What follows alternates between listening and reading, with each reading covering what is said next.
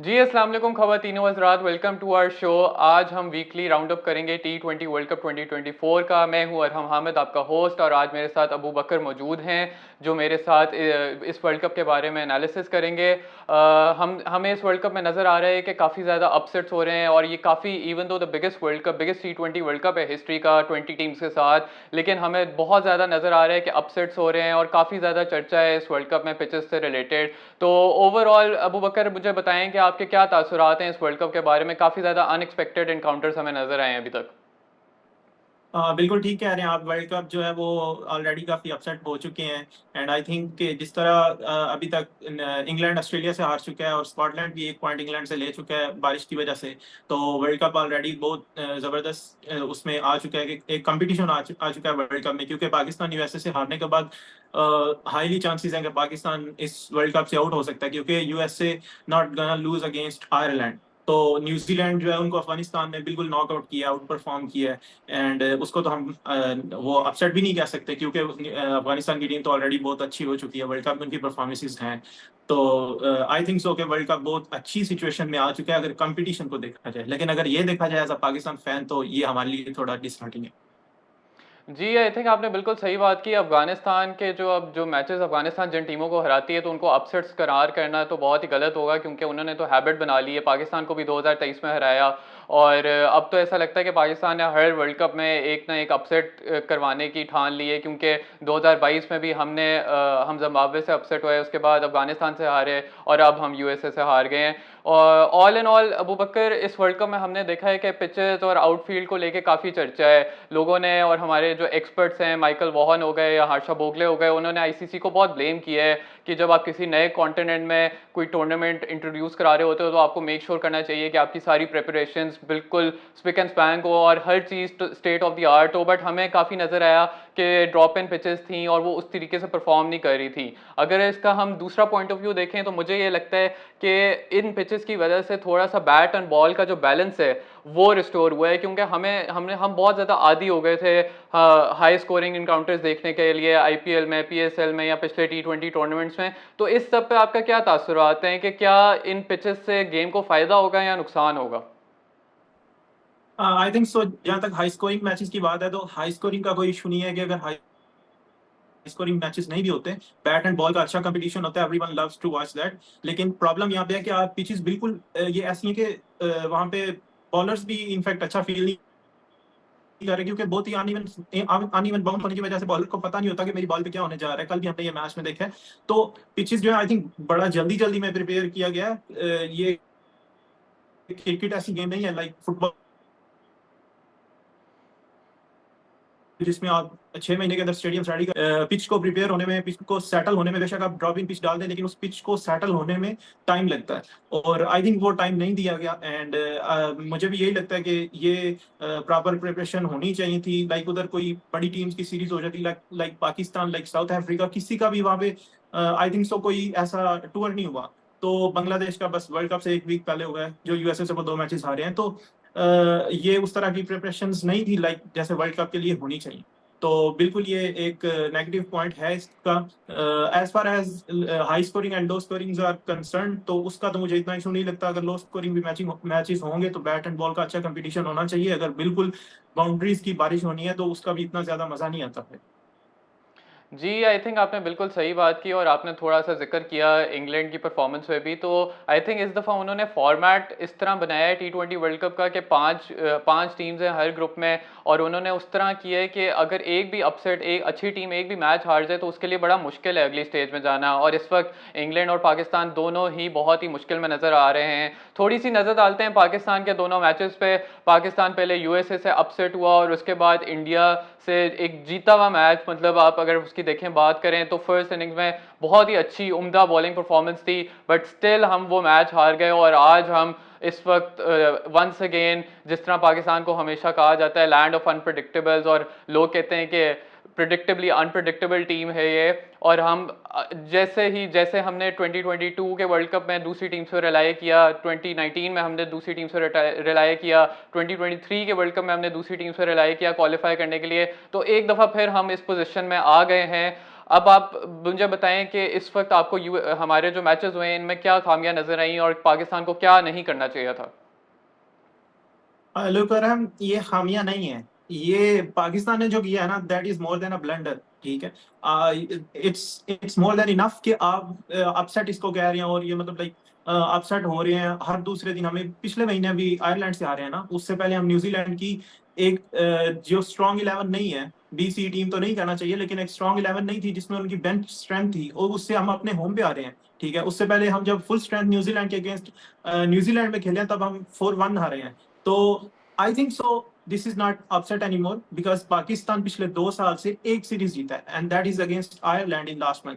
ठीक है, तो इसका मतलब ये है कि पाकिस्तान का ये एक बिल्डअप हो रहा था हमारी लो परफॉर्मेंसेस का, हमारी जो lack of consistency in our selection and decision making, तो वो एक जगह पे आके, और वो ये जगह थी जहाँ पे हमें जो है वो एक एसोसिएट 15 नंबर से भी लो की रैंक की team USA, nothing against USA, उनकी मैं कोई डिसरिस्पेक्ट नहीं कर रहा, लेकिन आपकी टीम टॉप रैंक की टीम है जो कि 6 सेमीफाइनल सबसे ज्यादा खेली है T20 वर्ल्ड कप में, और वो आके यूएसए से हार गई है इस तरह से। और आप अभी अपना मिडल ऑर्डर देखें, मिडल ऑर्डर के अंदर आपको कुछ लगता है कि रिजवान बाबर दोनों में आउट होंगे तो बाकी किसी पे हम वो रिलाई नहीं कर सकते। तो इस पे मेरा आपसे क्वेश्चन है, तो आप क्या समझते हैं, लाइक पाकिस्तान तीनों डिपार्टमेंट में वैसे तो फेल होता हुआ नजर आ रहा था, लेकिन कल बॉलिंग में बहुत अच्छा हमें एक डिस्प्ले दिखाया, और एक बहुत अच्छी बॉलिंग परफॉर्मेंस थी। फील्डिंग में हमने फिर भी गलतियां की हैं, लेकिन बैटिंग देखें अगेन क्लिक नहीं कर पाई, 120 या 120 नहीं बना सके। तो आप क्या कहते हैं इस बारे में, बैटिंग के बारे में? जी, आई थिंक आपने बिल्कुल सही बात की है कि ये बिल्डअप होता हुआ आ रहा था। और अगर हम मोहम्मद हफीज़ को यहाँ पे मैं कोट करता हूँ कि जिस तरीके से उन्होंने ये बात कही कि आपने 2-3 बड़े नामों को इंक्लूड करने के लिए आपने टीम का बैलेंस जो था उसको थोड़ा डिस्टर्ब कर दिया है।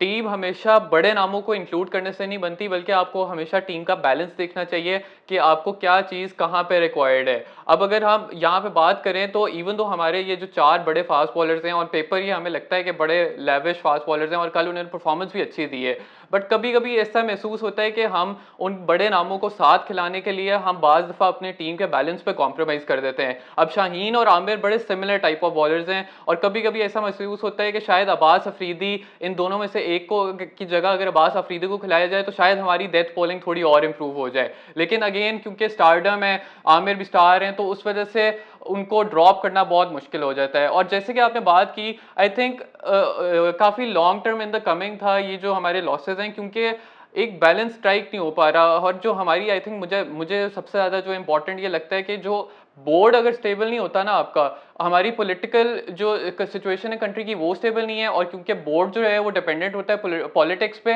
तो उसकी वजह से हमारा बोर्ड स्टेबल नहीं है। अब हमारा बोर्ड स्टेबल नहीं होता, चेयरमैन चेंज हो रहे होते हैं, उसकी वजह से हमारी क्रिकेट टीम भी स्टेबल नहीं होती, और जैसे ही कोई नया चेयरमैन आता है वो अपनी मर्जी का आके कैप्टन अपॉइंट कर देता है। यहाँ पे उसने एक ने आके शाहीन को, अगर शाहीन अपॉइंट हो गया है तो उनको चाहिए था कि अगर एक टीम सेटअप चेंज हो गया है तो आप शाहीन के साथ कंटिन्यू करते हैं, और अगर नहीं चेंज हुआ होता तो बाबर को लॉन्ग रन देते हैं। कोई यहाँ पे स्टेबिलिटी ही नहीं नजर आती। एक चेयरमैन आता है, वो एक कोच को अपॉइंट करता है, कोच चलता रहता है, और उसके बाद अगर कोई नया चेयरमैन आता है उसकी अपनी मर्जी होती है, वो उसका कॉन्ट्रैक्ट वहीं पे टर्मिनेट कर देता है। हमें चाहिए कि हम जो भी अपॉइंटमेंट्स करें उनको ऐसा कॉन्ट्रैक्ट दें कि अगर बोर्ड में मैनेजमेंट चेंज हो भी जाए तो वो उसको टर्मिनेट ना कर सकें, ताकि टीम में कोई स्टेबिलिटी आए। अब अगर गैरी कर्स्टन आए हैं और अगर चेयरमैन चेंज होता है और गैरी कर्स्टन को हटा दिया जाता है तो ये बहुत बड़ी नाइंसाफी होगी। ये बात तो ठीक है कि मैनेजमेंट में बहुत ज्यादा इनकंसिस्टेंसी है, there is no doubt about that, but still आप कुछ चीजें टीम के अंदर हैं, like Fakhar, Babar and Rizwan, it's been years के वो इस टीम का हिस्सा हैं, एंड वो कभी ड्रॉप नहीं हुए। वो बस अगर किसी सीरीज में नहीं होते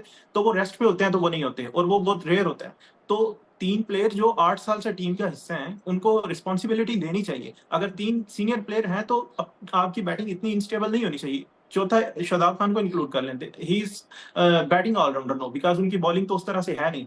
तो आपका मिडल ऑर्डर या आपकी बैटिंग लाइनअप ऐसे नजर आती है, एक आउट होता है तो पीछे लाइन लग जाती है, एंड हर सही छोटी बात बड़ी है। टीम के अगेंस्ट ये हो रहा है। थोड़ी सी अबू बकर हम इंडिया के मैच के बारे में थोड़ी डिटेल में बात करते हैं। आपने देखा कि पाकिस्तान जिस तरीके से 11 से 15 वाले ओवर्स वाले फेज में 26 रन किए उन्होंने और 3 विकेट्स उन्होंने गंवा दी। क्या आपको लगता है कि पाकिस्तान ने मैच कहाँ पे लूज़ किया? क्योंकि अगर हम मुझे लगता है कि पावर प्ले के स्कोर्स अगर कंपेयर करें तो इंडिया का पावर प्ले स्कोर जो था 6 ओवर्स में 50 रन्स थे और सिर्फ उन्होंने 2 विकेट्स दी हुई थी। कंपेयर करें अगर पाकिस्तान के पावर प्ले स्कोर से तो वो 35 रन्स था 1 विकेट के नुकसान पे। तो क्या आपको लगता है कि इंडिया ने जिस तरीके से खेला, डू यू थिंक कि इंडिया ने बेहतर किया? Even though they had lost 2 wickets but उनका नेट रन रेट बेहतर था और उसकी वजह से उनको इवेंचुअली एज आया। तो आपको क्या लगता है कि कहाँ पे पाकिस्तान ये मैच हारा? I think so Pakistan match हारा है बैटिंग में। और बैटिंग में भी बाबर ने खुद आई थिंक मेंशन किया है कि वो फर्स्ट 6 ओवर्स उस तरह से नहीं थे। और बिल्कुल नहीं थे, क्योंकि पहले हाफ में विकेट बैटिंग करने के लिए इजी थी as compare to second half. एक इनिंग्स की हाफ की बात कर रहा हूँ। बुमराह ने भी मैच के बाद यही बोला है कि पहले 6 ओवर 10 ओवर्स के अंदर बैटर्स के लिए इजी था, लेकिन वो कहता है कि हम अपने प्लान पे रहे कि हमें पैनिक नहीं करना और हमें अपनी उसी प्लान पे रहना और हमें इनको उसी तरह से बॉल करके आउट करना है। और वो उसी पे रहे और हमने उन 10 ओवर्स का फायदा नहीं उठाया। उससे क्या हुआ कि रिजवान पहले स्लो थे कि एंड तक जाना है, क्योंकि 120 बालें खेलनी है। और इस बात में कोई गलत नहीं था कि अगर रिजवान या बाबर में से कोई एक बंदा एंड तक जाता तो मैच जीतना चाहिए था और हम जीत भी जाते। लेकिन जब रिजवान की बैटिंग आप देखिए कि सिराज को अटैक नहीं किया, हार्दिक पांड्या को अटैक नहीं किया, अक्षर पटेल को अटैक नहीं किया और बुमराह को अटैक करने चले गए जब वो वापस आए हैं। तो उधर तो इंडिया चाहता था कि आप उसको अटैक करें और उसकी अंदर आती बॉल को आपने जो है वो स्लॉग स्वीप टांग रख के मारने की कोशिश की है और आप 43-42 बॉलों पे 31 रन बना के आउट हो गए। तो वहां पे रिजवान को या तो फिर एंड तक जाना चाहिए था। अगर उन्होंने पिछले बॉलर्स उसको बैटर्स बॉलर्स को अटैक नहीं किया और आप चाह रहे हो दूसरे एंड से रन बनते रहे और मैं साथ चलता रहूं, और 120 रन से इसमें तो कोई ऐसी चीज ही नहीं थी जिसमें आपको 8-10 का रन रेट चाहिए था। 70 रन पे पाकिस्तान के 2 आउट थे 13 ओवर्स पे। तो उसके बाद 7 ओवर्स में आपको ऑलमोस्ट 40 रन चाहिए थे, 50 रन चाहिए थे। तो जी उसके बाद इमाद आए, उन्होंने भी उसी तरह स्लो बैटिंग की। और जी शादाब आए, इमाद ने तो एंड तक डॉट बॉल्स खेली और रिजवान ने जी पहले ही 24 डॉट बॉल खेल दी थी। तो आई थिंक जी पाकिस्तान ने बैटिंग में लूज किया and turning point was Rizwan wicket and Imad's innings. जी, आई थिंक हाइंडसाइट में देखा जाए तो बंदा ज़ाहिर है काफ़ी डिस्कशन कर देता होता है, लेकिन ज़ाहिर है ऑब्वियसली रिजवान को वहाँ पे लगा होगा कि शायद वो बुमराह को अटैक कर सकते हैं। यहीं पे अगर उन्होंने वो छक्का लग जाता तो हम उनके चर्चे कर रहे होते कि क्या शॉट मारी है। वो तो ज़ाहिर है आपको प्लेयर को थोड़ा सा एज तो देना पड़ता है कि वो किस वक्त पे क्या डिसीजन लेता है। बट नॉनदलेस अगर हम आगे बढ़ें और अब हम देखें तो आपको लगता है कि क्या पाकिस्तान इस वक्त क्वालिफाई कर सकता है अभी भी? क्योंकि मेरे जैसा ऑप्टिमिस्ट फैन अभी भी सोचता है कि क्या अगर यूएस से अगले 2 मैचेस हार जाए और पाकिस्तान अगले 2 मैचेस कॉम्प्रिहेंसिवली जीत जाए तो क्या एक बार फिर हम 2022 के वर्ल्ड कप की तरह अगली स्टेज में जाएंगे और क्या हम अपनी टीम को फाइनल में देख सकते हैं? फाइनल बहुत लंबी बात है, हम अभी बीच में सुपर 8 है और उसके बाद सेमीफाइनल्स हैं और उसके बाद फाइनल है। लेकिन जी आप जी ऑप्टिमिस्टिक हो रहे हैं तो उसको तो हम जरूर डिस्कस करेंगे कि चांसेस क्या है, क्योंकि हमारा वर्ल्ड कप में ज्यादा मजा ये होता है कि हम ये कैलकुलेशन करते हैं, बेशक हम मैथ्स में जी अच्छे हो या ना हो। लेकिन जी पिछली बात मैं ऐड करता जाऊंगा, जो हमारा मिडल ऑर्डर स्ट्रॉन्ग वीक है, जो हमारी बैटिंग, उसमें बस एक बात ये ऐड करूंगा कि हमारी, आप पिछला वर्ल्ड कप देख लें, हमने पिछले वर्ल्ड कप की बात की, हम जहाँ पे जिम्बाब्वे से हारे थे और हम इंडिया से भी हारे थे और उसके बाद हमने फाइनल खेला था।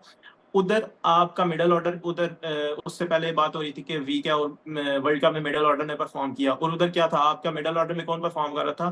कंडीशंस कुछ ऐसी ही थी, इतने ज्यादा भी हाई स्कोरिंग रन नहीं हो रहे थे, लेकिन वहां पे शान मसूद ने 2 मैचेस में अच्छा खेला। बांग्लादेश के अगेंस्ट एक लो स्कोरिंग मैच था जिसके अंदर बाबर और रिजवान स्टार्ट में आउट हो गए थे और उसके बाद शान मसूद ने एक 15 बॉलों पे 28 रन की इनिंग खेली थी आई थिंक सो, और उसके साथ हारिस थे जिन्होंने 18 बॉलों पे 31 बनाए थे।